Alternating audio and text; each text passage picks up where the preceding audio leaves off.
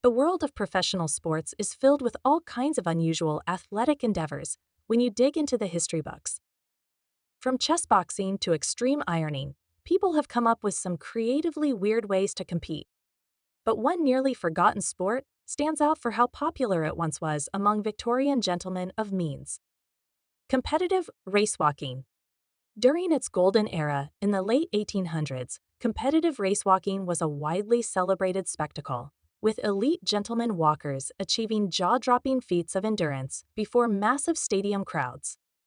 While it may seem eccentric today, racewalking traces its peculiar origins to 19th century British aristocratic trends and ideals of athleticism. At its height, no other exhibition could equal the marvel of competitive Victorian walkers pushing their limits at the hypnotic, often bizarre lost art of putting one foot determinedly in front of the other. Competitive racewalking originated from Britain's aristocratic obsession with leisurely promenades and countryside walks. As recreational walking became highly fashionable, athletic gentlemen started pushing for greater distances and speeds. By the 1860s, competitive pedestrianism was packing venues as people flocked to witness extraordinary walking challenges over insane distances. The first star was Captain Robert Barclay Allardice, who in 1801 painstakingly walked 1,000 miles at 1 mile per hour in 1,000 consecutive hours, a study in mind-numbing slow-motion endurance. This sparked public interest in ever more outrageous races. Soon, specially built indoor tracks with banked lanes hosted round-the-clock walking matches. At Madison Square Garden, 6-day walks became a regular spectacle, with competitors shuffling day and night for nearly a week with little sleep. Desperate for rest, some resorted to strapping themselves upright to keep sleepwalking in endless circles. Participation grew, rules tightened to prevent running. Races spanned 20 to 500 miles or more. Officials scrutinized every step, disqualifying anyone if both feet left the ground.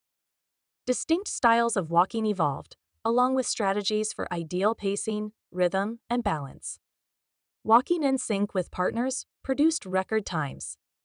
Champion gentlemen walkers became wealthy celebrities, endorsing products and winning lucrative prizes. Sir George Hazel reputedly conquered over 1,000 matches, earning the modern equivalent of $5 million. Weird innovations emerged to gain advantage.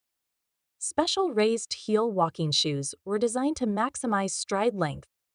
Some tried opiates and stimulants to push through pain and exhaustion for days. Massage techniques were used trackside to revive cramped muscles.